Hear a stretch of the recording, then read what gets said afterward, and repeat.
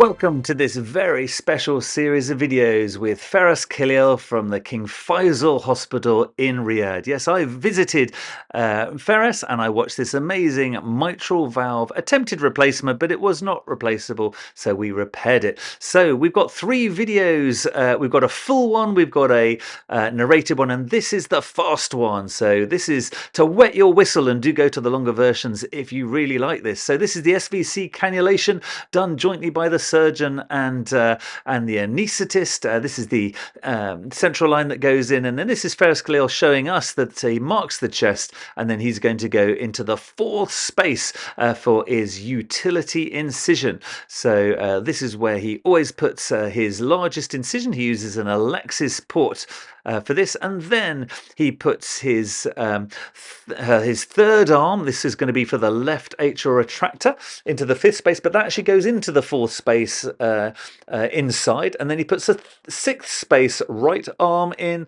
This is for his right hand, and then he has a sump sucker just beneath the Alexis port through the same incision, of course, and then the top left hand is in the second intercostal space. You notice he is using bariatric ports for the intuitive robot, and he likes to do this to give better clearance. Now we're going to get the femoral cannulation. He actually does an antegrade cannula as well, so there is perfusion down in the leg. This is the arterial cannula going in under TOE guidance, and then he's going to do a little right arm perfusion catheter which connects to the antegrade perfusion down the leg, and he's just de-airing that.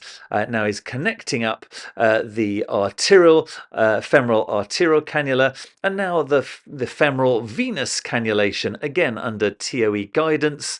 Now, and very importantly, this is extended to the SVC, goes right across the right atrium up to the SVC for optimal decompression of the right atrium. Oh, let's dock the robots. Okay, that's fine. In you come, baby. This is the intuitive X-style robot that it uses.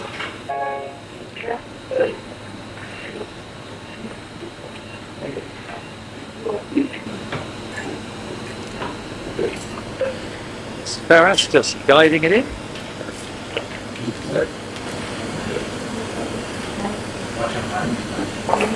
Stop. Go back towards your bed. Stop. Go down to your foot. Stop. Perfect. Okay, now you go on top. Like that. Oh my. As he says, that was perfect, and he's going on pump. He's setting up his camera, which goes through the utility incision, setting up his LAR retractor and his right arm, and then finally the left arm, and off he goes to the console. So obviously in our long version, he's going to be narrating, but for this very quick whiz through this brilliant operation, I'm going to take you through it. And we wanted specially to show you the assistant's very important job below. So first of all, he's opening up the pericardium widely, obviously anterior to the phrenic nerve. He's got his left atrial retractor there. He's going to do 4 pericardial sutures passed in by the assistant, as you can see here. The assistant actually is a really important job. We were very lucky to have a consultant level assistant this day, so it was really great. He was fantastic, and he's passing in the sutures. He's going to be doing a lot of tying. He's going to put the sutures through the valve as well, so working really nicely in conjunction to make sure that this is a quick procedure, and there's no slowing down at all. So this is the third, and this is the fourth of the pericardial stays. Of note, they're going to be tied together to close the pericardium at the end as well.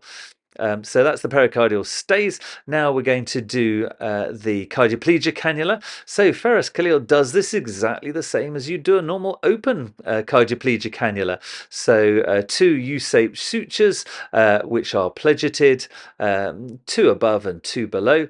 And you can see the assistant hooking in a following fashion. So this is now the U-stitch from below. So you've got 1 pledget either side, and then the assistant brings in the cardioplegia cannula, and then Feras takes over, holding it and positioning it absolutely millimeter perfect right in the middle of his sutures. And then in normal fashion, just like you would, he passes those pledgets over the cannula and then snug down. Now here's the cross clamp. This is a chitwood cross clamp. Very importantly, he looks through and uses an assistant sucker to see the left atrial appendage. He checks from below that he is definitely across the aorta. Flow down, cross clamp on, flow back up. And look at the bottom. The assistant just tucked away the chitwood clamp out of the way. So now we give plegia, and then we open the Sondergras groove. So here's Sondergras groove. Got the suckers ready into the left atrium. Just decompressive, a sump sucker, a sucker from the assistant. We've got all the blood out, so now we can make our left atrial incision.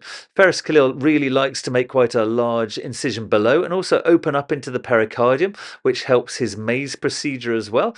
So that's him opening up into the pericardium, and then a nice decent sized incision from above. And then we're going to put in the left atrial retractor. There it is, spread, and look at the incredible view you get of the mitral valve. So we're going to assess it. So these were extremely short cords, a very thick fibroelastic papillary muscle, looked very abnormal, looked thickened, and of course, being in Riyadh, he's got a load of experience of rheumatic heart disease. This did not look repairable. He said he could repair it, but he's done it before and they don't last long. They all thicken up because of the rheumatic disease. So actually, due to the very high incidence of failure in these repairs, he's going to replace this in this 52-year-old lady.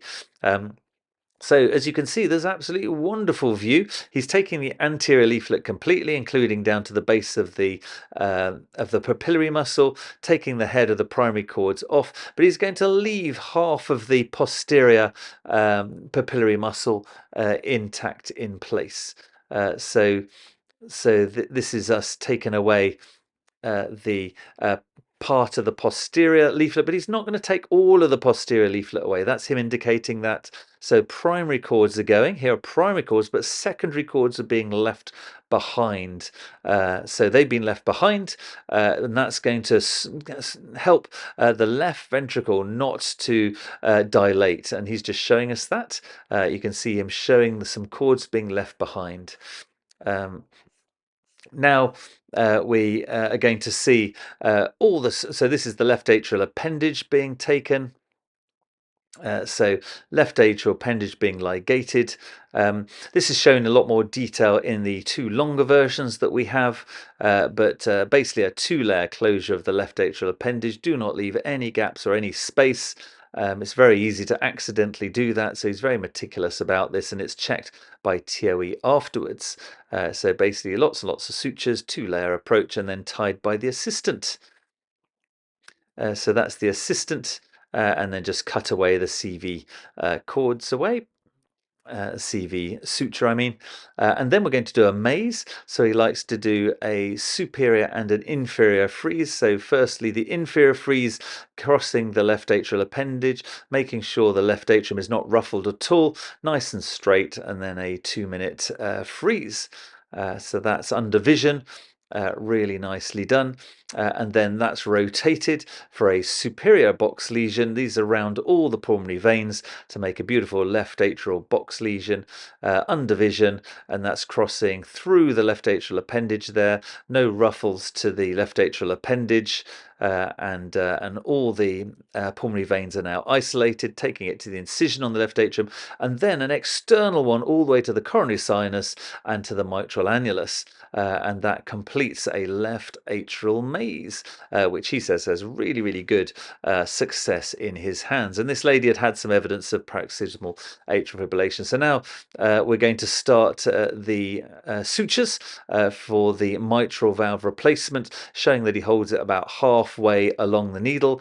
He can get the positioning of it absolutely perfect due to the incredible view of the robot.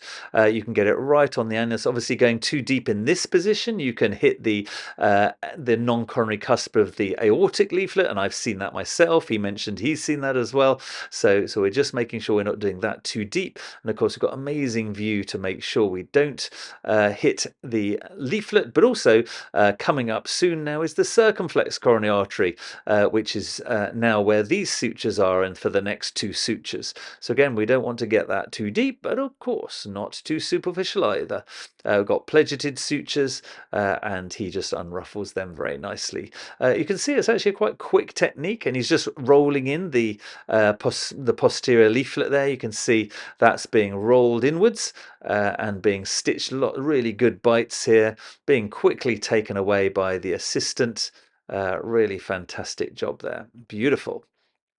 And then moving down quickly to the posterolateral part of the valve. I think he does 17 horizontal mattress sutures in the end, all being put into a knot sorter, a suture sorter on the outside for your assistant, ready for putting into the valve afterwards.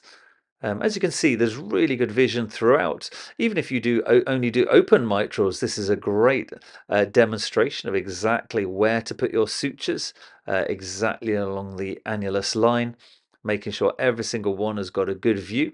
And now we're coming along the anterior leaflet. Again, he just repositions the left atrial retractor so you can see every single stitch as we come along the anterior border, which is sometimes more difficult to see. A quick check of what the valve sizing. This is just a normal open valve sizer, and now we're coming along to do the final sutures, being taken out by the assistant.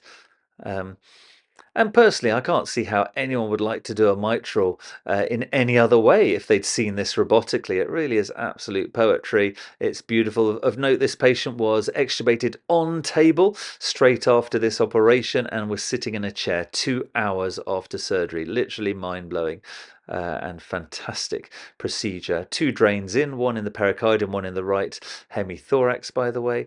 So that's all the sutures in. So we are done with the operation. So now we just have to get the assistant to put all these sutures in the sewing cuff, which is why it's quite good to have an experienced surgeon. Quite a lot of surgeons, if you don't have an experienced surgeon at the bedside, would actually then just scrub up and do that themselves. But of course, because we had a great surgeon at the bedside, there was a little bit of rest time for Feras. He went off, chilled out, had a chat to me. And thank you once again, by the way, Feras, for inviting me to Riyadh. He's also such a lovely guy and great trainer. If anybody would like to go and visit him in Saudi Arabia, he is the most wonderful host and very welcoming and a very professional team. And they're all English speaking as well. They did the whole operation in English because they have such an international team from all over the world. And hi to Adel Badar, who is the anaesthetist there, who also worked in my institution previously. So that's the sutures put in the valve, and now we're going to push it into the chest. In fact, it wouldn't even fit. It was such a small hole. Had to take it off the valve holder, and in it goes now. Just fits, and there we go. So in the chest, and then Feras is going to take over and push it into place. Make sure that there's no sutures looping, but of course you get such a great view robotically with your 10 times magnification. You can see that absolutely nothing is going to be looping. It's just a little loop at the top there. So he asks the assistants to just tighten all the sutures, and then now we're going to use a core knot to do all the knots. So Feras will be selecting which to do, and the bedside assistant will simply be just using the core knot to push down all the knots, which is great. And a really great, I mean, it's in routine use now, core knot, for, even open operations. Our unit uses it in open operations to reduce the bypass time now. So a very familiar device for a lot of surgeons these days.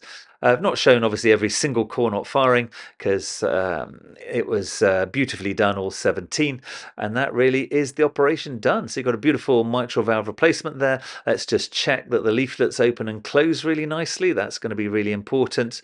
Let's have a look. Yep, open and close really nicely, and just get a little plastic spudger to open and close as well, just to make sure they're okay, and yes, they are. So now all we have to do is close the left atrium. We're going to use 2 sutures. Really cleverly, this suture has a little eyelet at the end of it, so it's going to just be taken by the assistant, looped through and pulled, so you don't need to do a knot.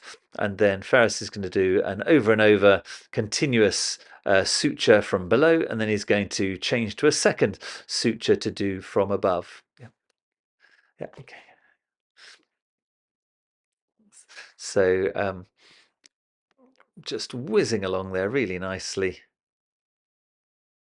And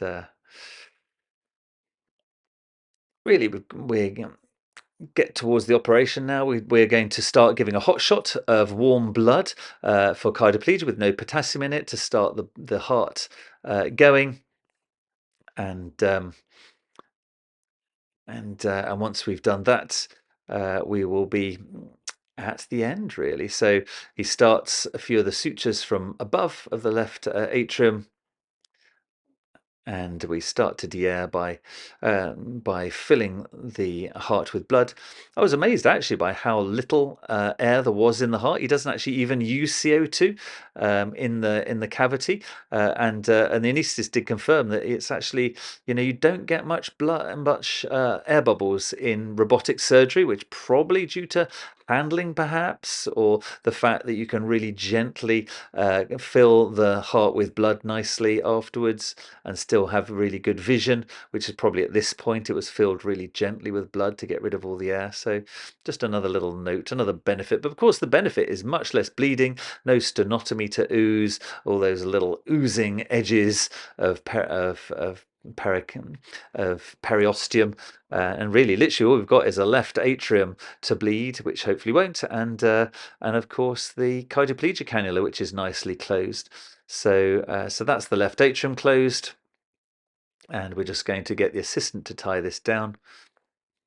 And after that, we will get a ventricular wire in, and we're done. Just of note, remember we've done this video 3 ways for the same operation. I've done a longer video, not missing anything out, with me narrating, and then we've done a full video with Feras narrating every single step, which is an absolute must for anyone considering doing a robotic mitral valve operation.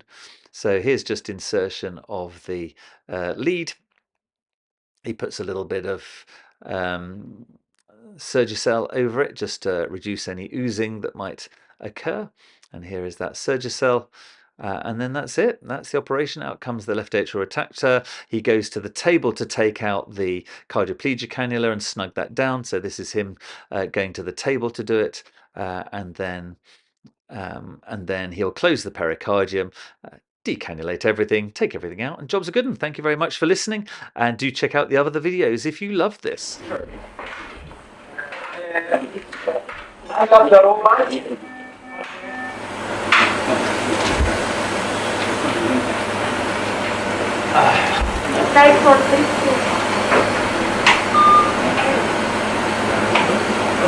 Thank you. Don't ventilate, please.